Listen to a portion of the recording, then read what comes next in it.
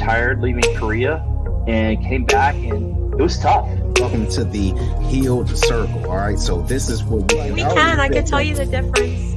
Okay, yeah, tell me the difference.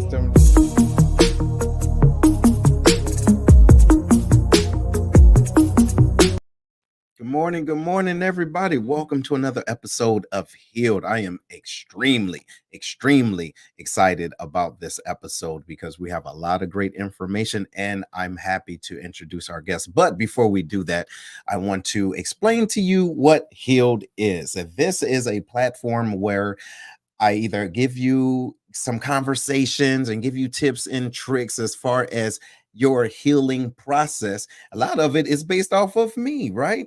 And what I've learned, and also other conversations with individuals that have healed or that may be currently healing through something. And hopefully you can pick up something different from them along and to help you on out. Okay, so good morning to everybody. I see Big Herm was going on. Hey, y'all, check it out. He went to the gym this morning and he got it in. All right. I know he did. All right, y'all. So look, before we go into everything, of course, I want to explain to you different ways that we can help each other. Okay, so if you haven't done so already, or if you don't know, you can always go to Patreon, and I'll make sure I put this in the chat and for those that's watching. So when it comes down to Patreon, what I do is I help individuals with not just different trainings and emotional intelligence and tips on how you can heal in certain places in your life, but I also give you exclusive content. Okay, exclusive content, real good stuff that you probably wouldn't hear, with the lights on, if that makes sense, right? I want to say good morning. How you doing, James? How you doing, Crystal? How you doing? Good morning. And then also we're going to talk about how I can help you and that's how you can help me and support this program, right? But I can also help you by giving you tips and tricks on how you can do what? Start your own podcast between now and 7 days, y'all. I have a boot camp for individuals that are in the beginning stages. And if you have already started a podcast, how can you elevate it? Okay, how can you elevate that podcast and get it to where you want to be and connect with individuals? So I'll make sure I put that in the chat as well. Okay, we don't want you out here looking crazy saying you have a podcast and you don't know what you're doing. Okay, just because you like to talk, make sure you have something to say. Now, done with that. We're getting ready to go in. Good morning to you, ma'am. Good morning. Now I'm getting ready to introduce our guest, but watch out for this outstanding bio. Here it is, y'all. So, Scot Heathman, okay, he's a professional leader and development coach with over 25 years of experience leading numerous cross-functional teams and organizations. Additionally, he's a retired Air Force officer with extensive combat experience as a KC-135 and C-17 pilot. Let me give him that first, okay? Flying them big boys, you know what I mean? Now, also, Scott is also a formal commander, and he was my commander, as a matter of fact, of Scott Air Force Base and vice commander of 18th Air Force located in Southern Illinois. Scott is best known for being a servant leader, right, with a passion for elevating others to become the best version of themselves. His leadership mantra is simple: be present, be bold, be innovative. Ladies and gentlemen, y'all give it up for Scot Heathman. Look out. Yeah. Good morning to you. What an intro. I didn't realize there was such a crowd. You like that? Hey, coming from everywhere, all over. So how you doing? Fantastic. I'm doing great. It's Saturday. The sun is shining. It is a beautiful, what are we on? The 1st of October. Already. Right? That happened quick, didn't it? Yeah, it happened way quick. Basketball's around the corner. Yes. Can't believe it. So yes. Thank you for having me today, Seth. I really appreciate being on Healed today. I appreciate it a lot. No problem. I mean, it's an honor, right? I know we've been talking for some time about us having these transparent conversations, which we have outside of, the digital space. But I think it's important, even with our pre-show, right, to talk to people about what the force is and what that means, right? But before we go into that, and ladies and gentlemen, I don't know if you can see, he got he has a little fetish when it comes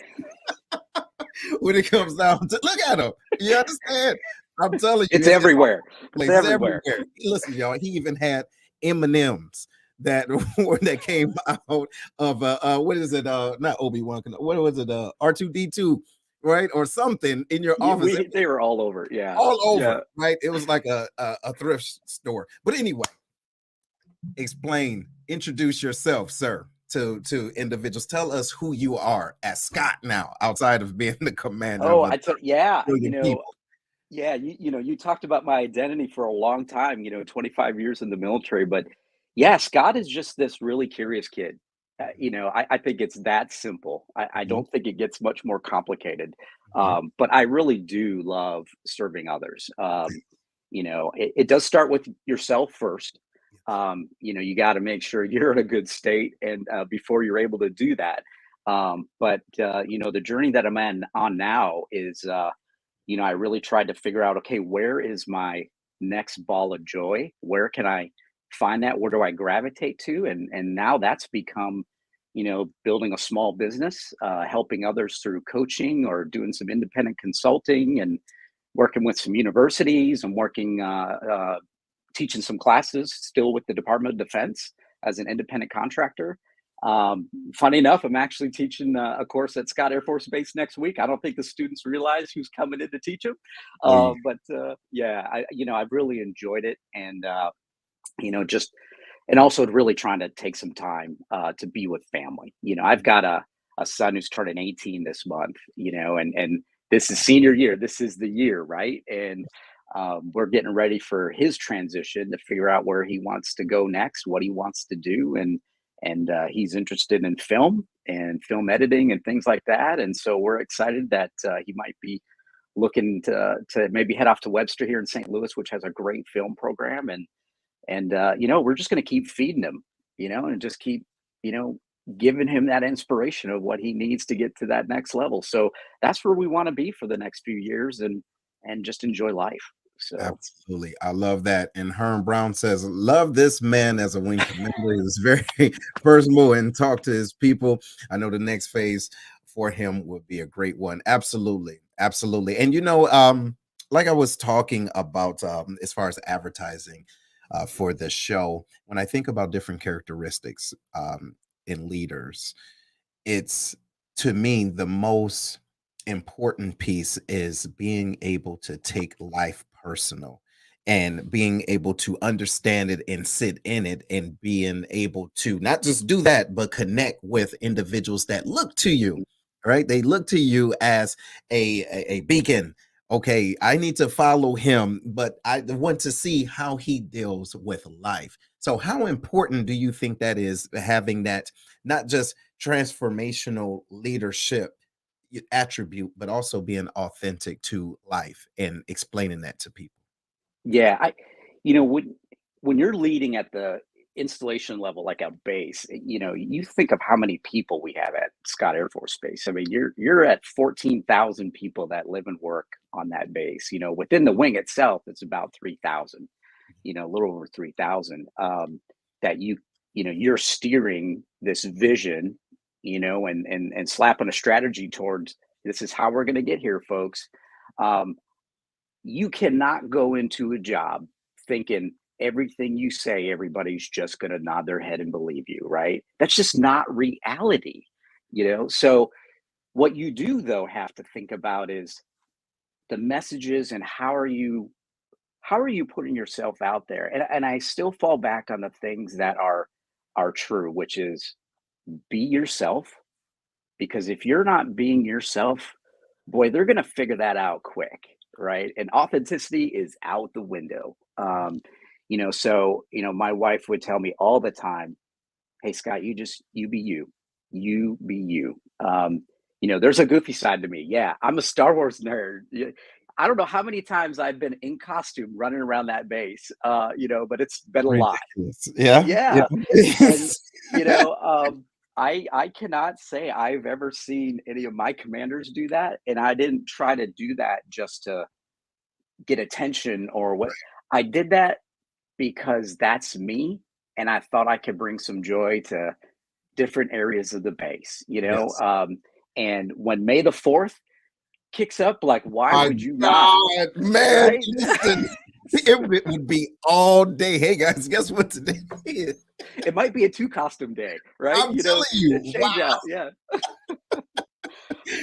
Yeah. Those are the fun times, right? But Mhm. in the serious moments, you know, it's not all just me though. I am not doing this and leading by myself. Very It is a team and a layer of teams, a team of teams, if you will, right? Great book out there about that. Um, you have to talk to your inner team, and this would be like our group commanders and our senior enlisted. Okay, how are the things that I'm saying being translated and received at the lowest level? Is this understood? Is this even obtainable? um, is this the wrong direction? And then you have to actively listen to your team, and sometimes you got to be really good at watching body language, because as you know, in the military, very hierarchical. Some people may not want to say something to their boss or their boss's boss in public, or maybe have another opinion. So I became really good at reading body language, or maybe somebody else in the room was good at it, and I said, "Hey, watch the room for body language," and then we would huddle and say, "Did this really stick?" Um, or, "Hey, no, actually, that flowed really good. We think this is a good direction to go." Um, and then I tell you, there are times too when the room may potentially not agree 100%. Maybe we're 50-50 or 30-70 in the room on a direction we want to go, but it's a decision that I have to ultimately make. And if I do feel like I see this is a good place for us to be, I'm going to have to make that tough decision. And then I will have to maybe go through listening and hearing some of the potential comments, backlash, whatever. But that just actually that stokes a fire in me to make sure that I'm getting that message out really well. I'm explaining the why, right? The why, and not the how, the why first. Okay. Then potentially the what, and then I want you to show me how we're going to get there, because you all are the experts, right? It's not me. So um, that's what you got to kind of juggle. You got to juggle all these things at once. And probably the toughest thing about a command like that is you can never turn your brain off at night, because you're always thinking about your kids, right? And I refer to my kids as everybody in the base. Like, this is my responsibility. I care for that. It is really hard to turn your brain off. And so you have to be mindful of that kind of low grade stress that's always in your life, and find ways to manage that, because it'll eat you live.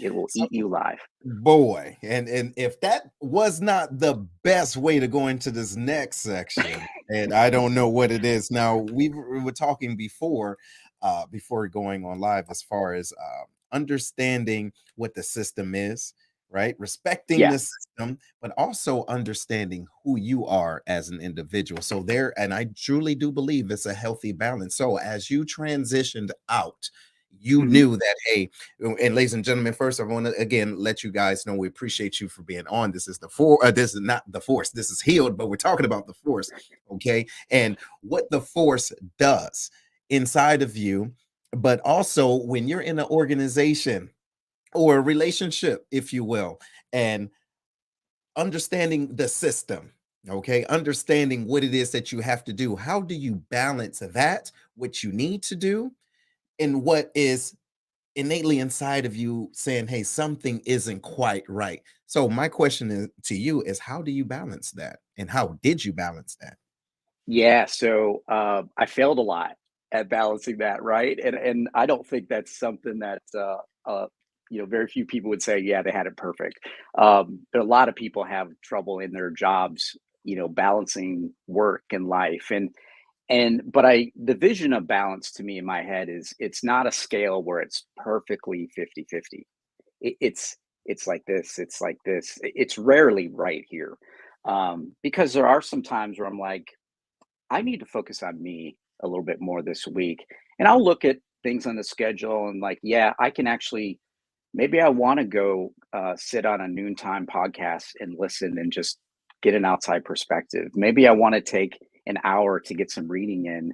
And I don't feel like checking email right now. I really just need to center myself again because I'm going in the wrong direction and it's getting further, further, and further. It's like sleep debt. At some point, you're going to have to take a nap. That's right. It'll just keep building and building and building. So, I rarely looked at it as 50-50. And I think the times when I set myself up with accountability partners, that's another key thing to do. Have some people around you that can give you sanity check or give you a dose of reality, you know. And for me, that was the vice wing commander, that was the command chief, that was the front office secretary, that may have been an exec, or even someone working administrative duties down the hall. It doesn't. I didn't care what their rank was, what their job was. I just wanted to know that they would be bold enough to tell me in a moment that they saw, hey boss, I think you're slipping a little bit. Why don't you go take a walk around the parade field and get some air? That's a great idea. And go take a walk. I think we think these things take time, like tons and tons of time. A 3-minute meditation session could set the rest of your day up perfectly. Absolutely. 5 minutes of reading, 10 minutes just to walk outside for a little bit. My chief and I used to go for walks. He knew when I was in a dark spot and I needed to find a light. And so he would provide that force for me to, hey boss, let's go for a walk. That's it. And we wouldn't even have to talk to each other. We just walk in silence. Like how weird is that? But it felt comfortable, it's just just get out and be with nature a little bit. I think we take these little things for granted and we're so busy and focused on trying to get after the job and the emails are coming in. I tell you, I know we'll get to this a little bit later, but when I came back into the job, maybe this is a little bit of foreshadowing here. I had a little bit of a break in the job and we'll talk about this, but I had about 1,500 emails that had piled up, right? Because I wasn't checking email for several months. And so what I did was I hit select all and my secretary's like, you really going to do it? And I said, yeah. And I hit delete. And then she had the sense to say, yeah. I mean, 1,500 emails. I'm sure there were some important ones in there. But then she said the greatest thing ever, which was, okay, now you have to actually empty the recycle bin. That's because right. I know they're still in there. Mhm. So I hit empty and nothing happened, Seth. Nothing happened. Nothing Okay. happened. Nothing happened. Man, you see, and I'm so glad you said that because I believe that sometimes we forget the different pieces of life. However, it's what are you feeding really? Yeah. What are you feeding and how are you letting it change your own course, your own emotional bandwidth, right? And then really absolutely. ask yourself, is this really that damn important? Like, is it really? Is it really, really? Because you have individuals in line to do their job. If it hasn't come to me yet, right? If it really has, maybe it's just an FYI. Okay, cool, got it. I have other things to do. And absolutely. And let me not let this drive me cuckoo. But look, I want to go into a couple of these comments. So shout out to Ms. Dalla. She says, one of our old commanders used to get on the intercom and say good morning like a pirate. That is awesome. See? Yeah, we didn't have an intercom system. Otherwise, I would have been using that. I'm so glad. I'm so glad we didn't, because I know you would, right? Crazy. And Crystal says, work-life balance and self-care could take time to get it right because you're constantly tweaking it, right? Things are always changing, but it's vital. Absolutely. It is. It is vital. And again, we want to say good morning to everyone. We have Mr. now Scot Heathman in Healed right now, right? And we're talking about not just him in his life being a commander, right? Being a father and still being a servant leader. But we're going to talk about that time that he had to take a little break. And I would like you, sir, if you don't mind, to Yeah. introduce us to Toby. Toby. Yeah. Toby's a good friend, right? All right. He's the one Well, you love to hate him. yeah. So Nobody yeah, likes Toby. Why no. don't people like Toby? So yeah, Toby is a I don't even know what to call him. Not a ghostwriter, a pseudonym. I don't know. He is what I named my brain tumor that still exists to this day. Matter of fact, this month is a big month for me because I'm going in for my 9-month checkups, and they do all the workups, and I get to sit in the MRI for about 2 hours and listen to Foo Fighters, and it's a nice nap for me, Right. which is good. But yeah, so Toby came out of nowhere. So this is how crazy life can be, right? You can be at a certain point in your life. Medical things don't just come along when life is convenient. And this was one not only was it not convenient, it was just completely caught off guard. Back in 2018, in the Christmas time of 2018, we were actually going to a holiday party for one of the squadrons. My wife and I got in the car. We were at living in Spokane, Washington at the time, and we were at a stoplight. Got hit from behind by a young man, and I don't think he was even paying attention, and I had some pretty bad whiplash from that. I probably should have taken that ambulance ride, but I thought I was okay. And later on, as we're looking through things, like I had a little bit of damage there, but nothing that I needed surgery for. Spinal cord, all that stuff was all good. But it was going to take some healing. But through the process of them looking right at the back of my head, that's when the doctor said, "Do you know you have a brain tumor?" I'm like, "What?" Like, what do you say to a question like that? And almost like a movie, like a lot of things flash in your head. You're like, I wonder how big it is. Is this thing going to kill me? Is it cancerous? What do you do next?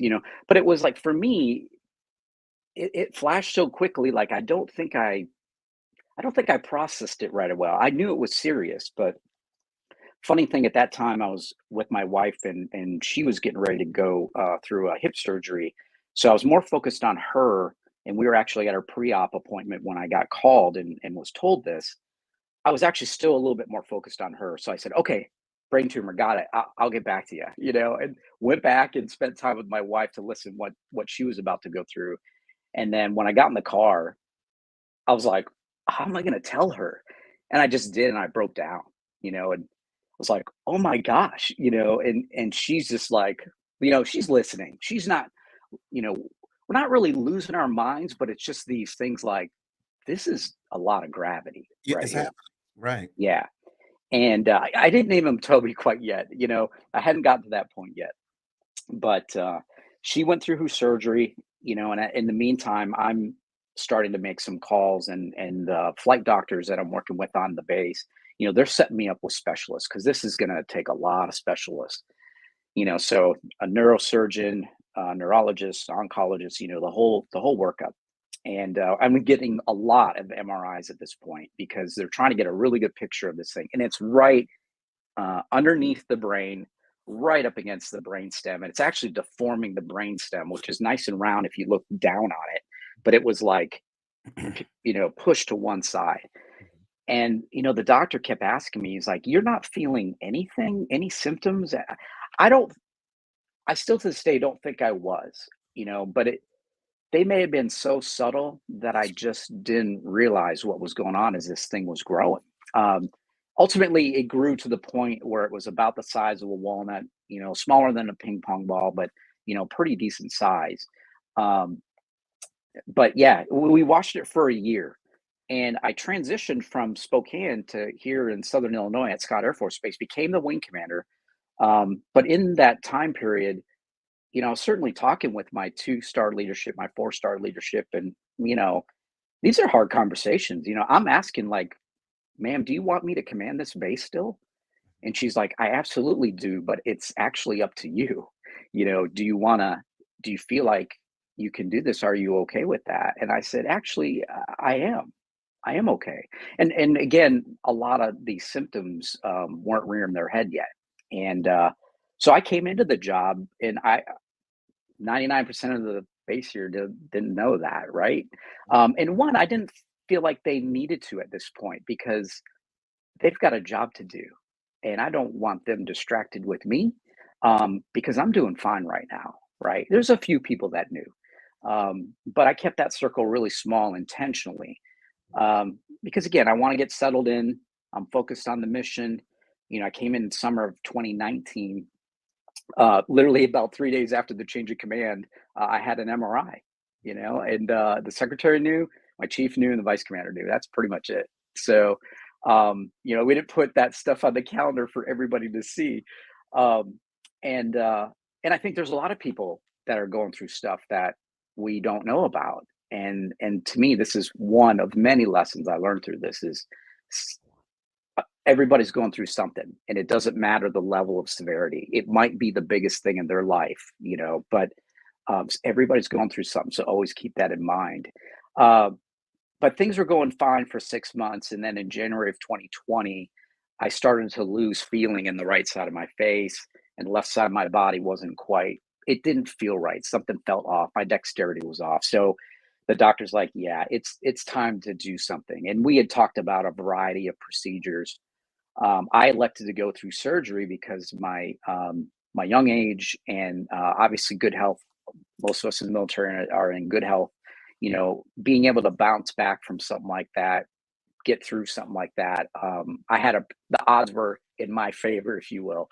Um, and so, and funny enough, if anybody has ever dealt with this or seen and had somebody in their life that has run through this, the neurosurgeon is not someone who's always going to tell you what to do. He's going to offer you the choices here.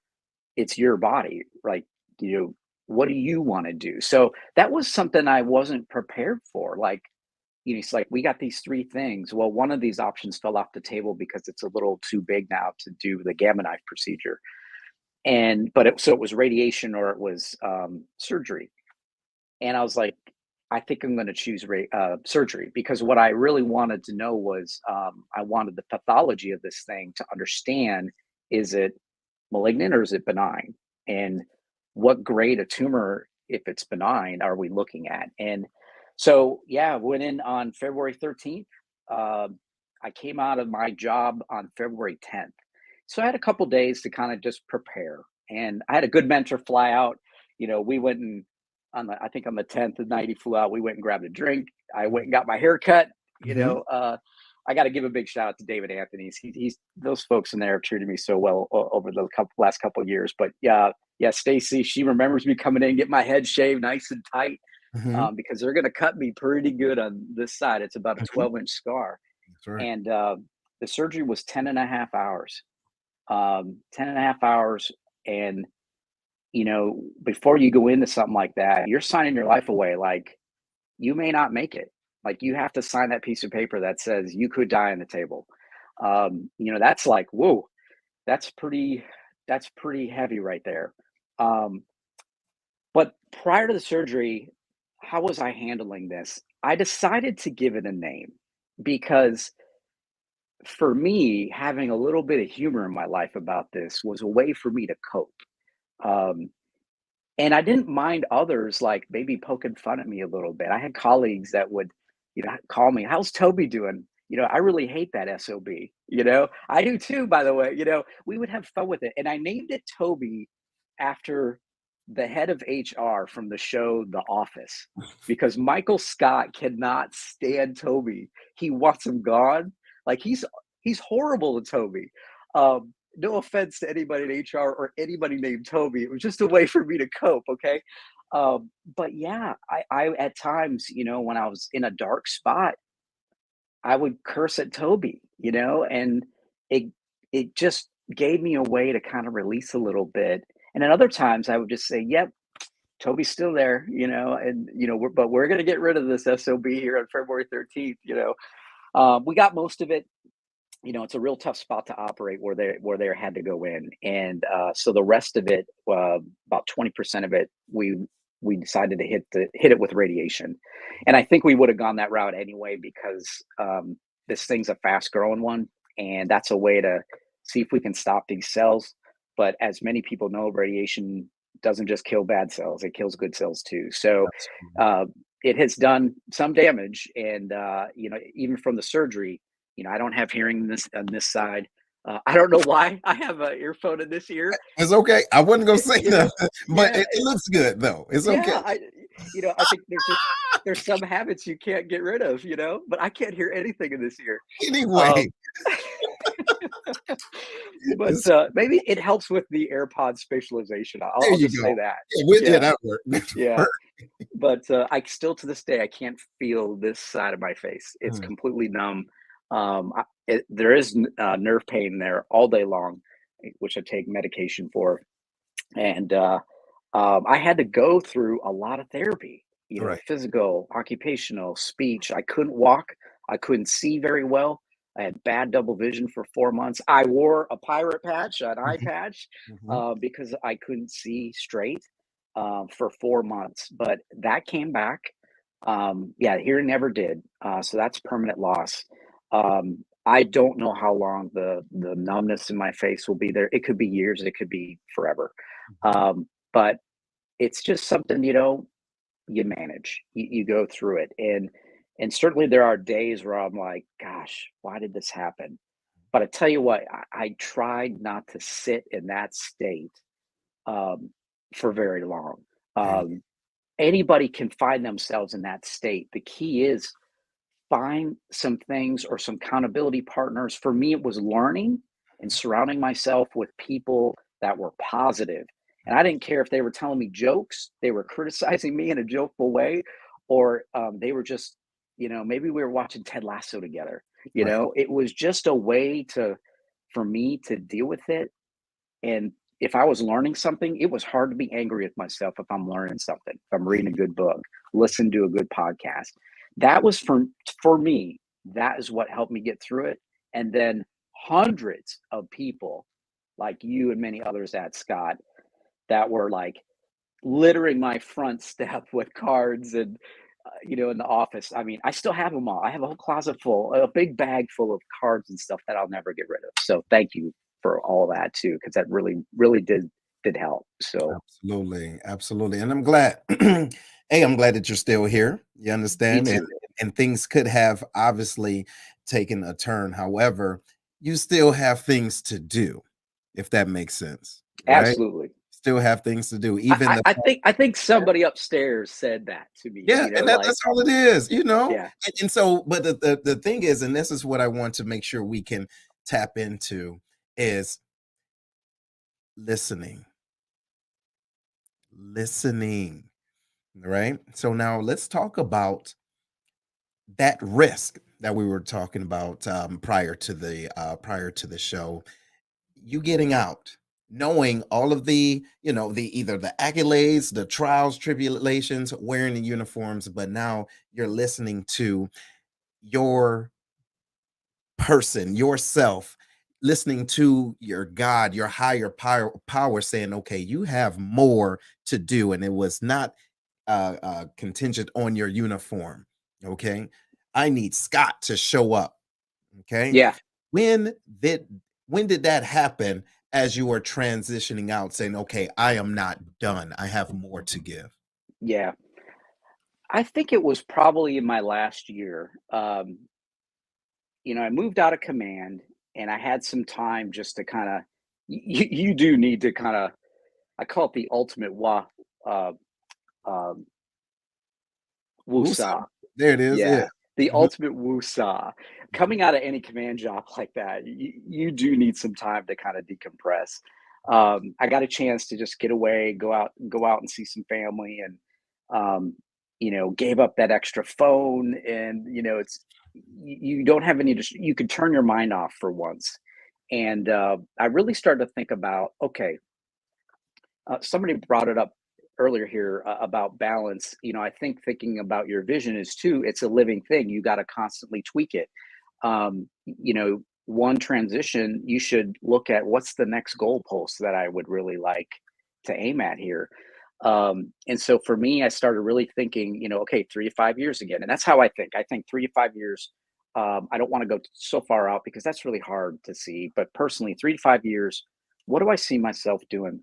I could stay in the military.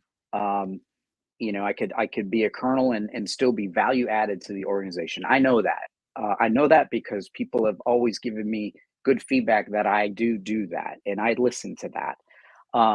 They could promote me. I don't control that though, but that's another option. It could be retirement. It could be I reach a point where medically it's going to be forced retirement. So there's a lot of different pathways. And when I sat with myself, because my wife was really good about, hey, I'll support you whatever way. We knew that if it was another job, there's a potential another move. If it's a promotion, it's a potential another move. If it's a medical, it could be, hey, we're going to move off base and stay here. We worked through all of those, but she said ultimately it's going to be your decision because this is your career and you have to be good with that decision. And I think I would tell anybody in any type of job that's transitioning, especially the military, where you've given so much to the service for so long, so much sacrifice. Please make it be a little bit selfish, because it really is your decision. Because if you regret this and you come back into your household with years of regret, what kind of a father, mother, spouse, what kind of a person are you going to be for others if you are now putting that backpack of guilt on you? You cannot be the person, your full self, when you made a decision that you really didn't intend to make. So I sat with me for a little bit, and my wife, I remember her asking me, she's like, "Do you see yourself at this next level potentially if you were to get promoted?" And honestly, I had a hard time seeing it, and I've never seen it. Even as a young cadet, I joined the Air Force to fly airplanes, not to become a wing commander. I think I grew into leadership and the love of leadership later in my career. And then the priorities changed for me, that I really do. I've had all these great leaders in my life. I really want to be them. They modeled in me what I didn't realize is possible for me potentially. So I fell in love with leadership, and then flying, just became a thing I really like to do a lot. But I loved leadership now all of a sudden, and but I never thought I would get to this level ever. But time after time, year after year, um, you gain some skills and you work towards it, and wow, all of a sudden it's right here. So boy, you enjoy where you are till you get to where you're going. If this is what you've been served up, you do it to the max, and you do your very best. But when I was looking at this next level, for some reason, I was like, I don't I don't quite see myself. And I think it was because there was a pull so strong towards, I think you're needed over here. And you look at, I got a son turning 18. I've got health issues that I probably need to be a little bit more mindful of because I'm still healing. Right. Um, this makes sense. And I had a good friend back in Spokane named Katara Johnson. You may have seen her on several podcasts, and she does a lot of work for the Air Force and the military. And she's like, God hit you across the face with a 2x4, okay? Because you were not listening, you were not watching with eyes wide open, Mhm, and now He's got your attention, mhm. and I think you're listening now. And that's what I think, why all this happened the way it did, was to get me to listen. And I would not want it any other way. Like, I have no regrets of what has happened, because I feel like I'm in the best spot I can be, and man, I'm living my best life right now. So we're starting down a new path, and boy, I have no idea how this one's going to end, but I think it's going to be good. So There you go. A new frontier, or is that totally. Hey, is we that could use some. Star Trek? We Go I'm ahead. okay. I'm okay with Star Trek. We're good there.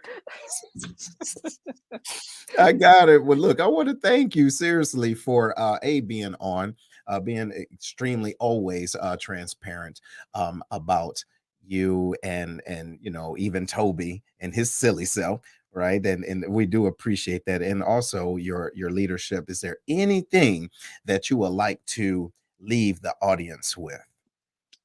I it took me a long time to form that kind of mantra: be present, be bold, be innovative. But what I would like to offer to people is grab a blank piece of paper, sit down and write down your values, what you stand for, your beliefs. Spend a few moments maybe developing your personal leadership philosophy on paper, because I think it'll be helpful not only in the work that you currently do, but it at least give you a good foundation to think about what you might want to do maybe in a second life, if and when that should come. And I think the more that I've spent time doing that, things have become a lot clearer.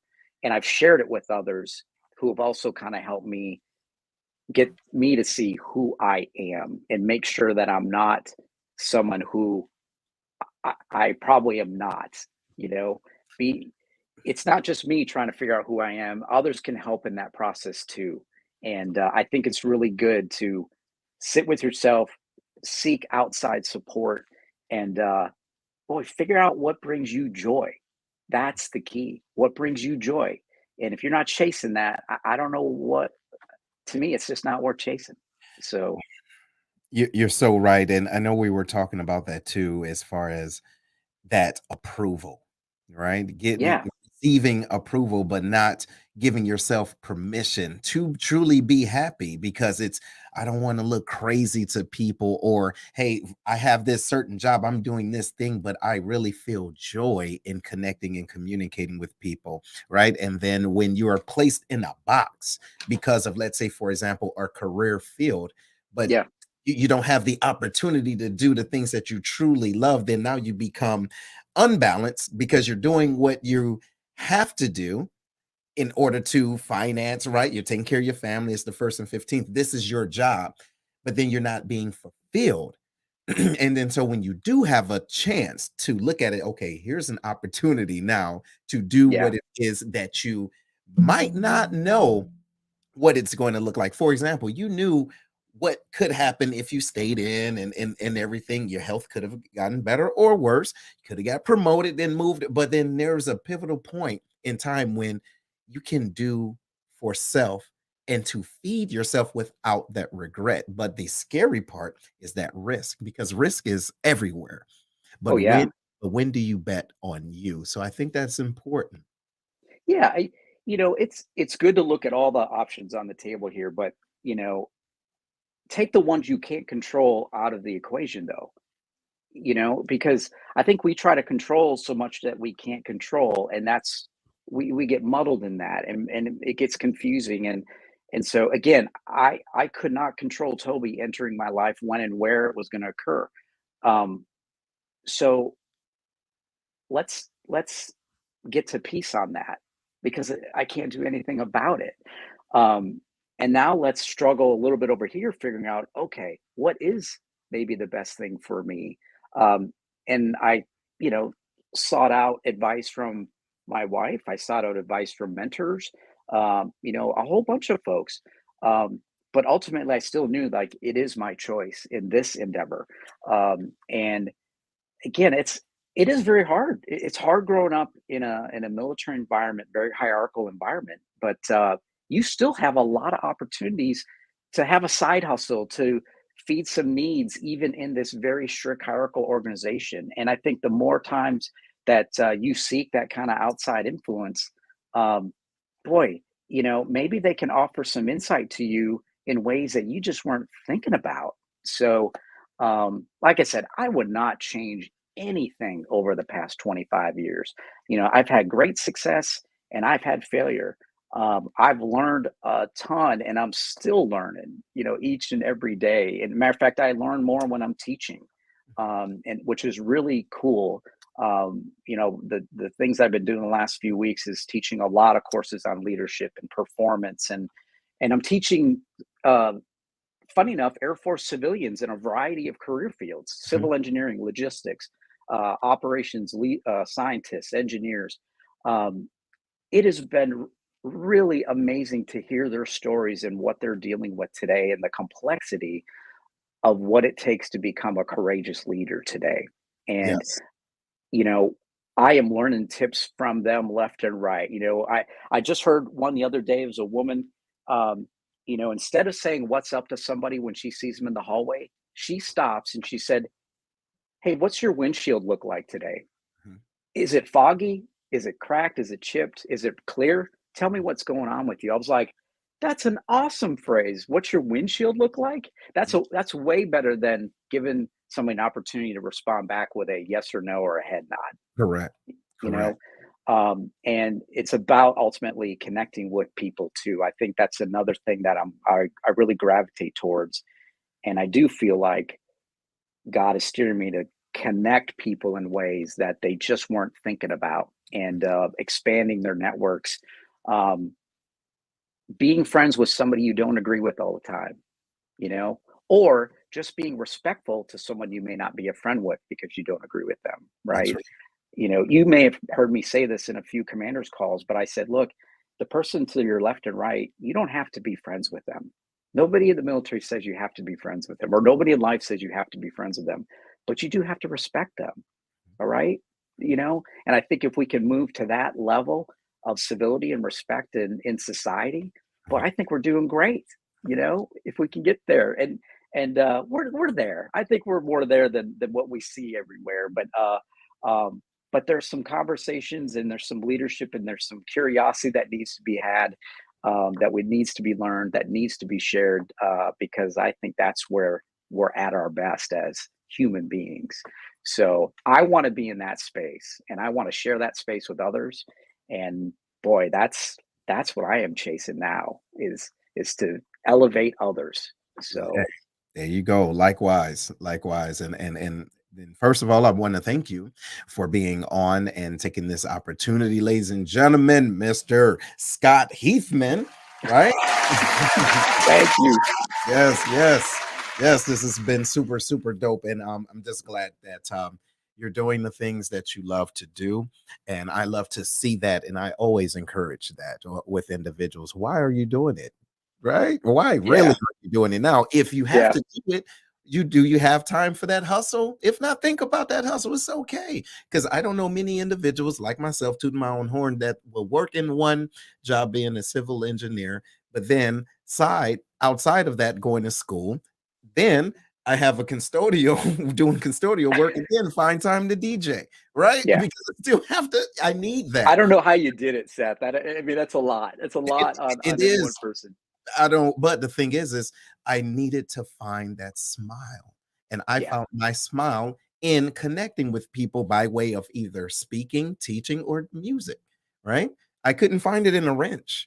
Even though I could do it, I couldn't find it in a Yeah. wrench. I could not ask a HVAC equipment, why are you broken? Let's Yeah. talk about why you're broken. I was more connected with talking to the airmen or talking to leadership or finding out the reasons why. Not only do it help to elevate my own awareness, but it helps to clear theirs. You Yeah. see? Well, it builds resilience. That It too.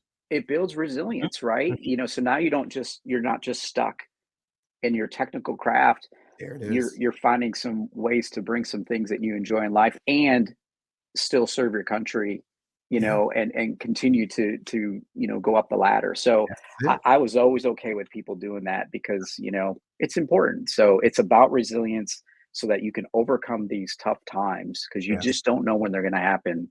You Yes. know, You don't. You don't. And life will hit you, but if you don't have the right techniques, you don't know how to hit it back. You understand? And it'll keep knocking you upside the head every day. And then I do yeah, understand that same analogy, right? God will always throw you pebbles, right, to get your attention. But then when that brick come, then you sitting around looking stupid. Like, wait a minute, where'd that come from? No, silly. It's been hitting you, right? But you've been avoiding it. All right. Now yeah, you have been immune to it. So let me give you something to wake you up. And now you stand up, you're like, okay, got it. yeah. It worked. Let It me tell worked. you, it worked. You Yeah, know, yeah, luckily, because the thing is, it's not always redeemable, meaning you can't always come back from it. You see? So when yeah. you Well, have the yeah, opportunity to come back from it, with your eyes wide open instead of eyes wide shut. Now you're like, okay, let me do something different here. I get the point. Absolutely. And you know what? And I also had to come to terms with I am not the same Scott Heathman before that surgery. There you go. You know, so I think people sometimes, you break your arm, like, oh, I'm going to get back, and yeah, I can pitch again. Right. Not all the time. So that was another battle that internally had to kind of work through. Was here I was trying to fight. I think in the early stages of healing, to okay, I'll get back to normal at some point. Maybe my hearing will come back. I know it wasn't coming back. Right. But I was like, maybe if I think hard enough and some, Mhm. brain activities, it'll come. No, it's not coming back. So you got to figure out, okay, here's what the current self looks like. Now let's paint a picture of what the ideal self will look like with these things, That's right. and let's work with that now. You got to work with what you got. That's it. So I can't control it. So let's find a way to manage. And I tell you, going to things like warrior events, Mhm. wounded warrior events, Mhm. where you see people. Okay, I lost my hearing. That doesn't hold a candle to some of the men and women you see in the things that they have had to go through in their lives, and now what they're doing. It is truly inspiring. Truly inspiring. And it's not to one up each other, right? We're not there trying to compare scars. That's not what a wounded warrior event's all about. It's about healing. Correct. And if you just want to be around people who know how to heal, Mhm. go to those events. That's right. There's events in all over the country, not just Air Force Wounded Warrior events. There's That's all right. kinds of events. But if you want to be around a bunch of people who really know how to heal, boy, go to one of those events. And when you're done crying for the week, That's right. because it's so inspirational, um, you might walk away and go, you know what, life ain't so bad. That's right. I'm living, and I can deal with this. I can deal with a radiated Toby in my head. Ain't so bad, you There know. you So go. Well said. Well said. Well said. All right. Well, look, again, thank you for being on. And thank you, ladies and gentlemen, for being on this extended healed episode. Normally, these are half an hour, but I tell you one thing, this was needed. This was needed. And hopefully you got something out of it. And again, if there's anything that you want to do, talk about, or whatever, or you want to know more about healed, or even with Scott or Set the Speaker, you know where to go. All right. Make sure you click the link and you follow this, and all of our information will be readily available. Right. And yes, phenomenal message, sir. And but thank you. thank you again. Thank you again for being No, on. thank you. Right. So, Thank you. and I believe that there will be great opportunities for us to do things, together in different different platforms, because healing and connecting is universal. Amen. Healing Amen. is universal. So it doesn't look like anything, but you feel it. You know when it's real. Right? You know when it's real. But ladies and gentlemen, this will conclude this episode. We will see you soon. Make sure you follow us and subscribe, and you have a great, great, great weekend. Take it easy.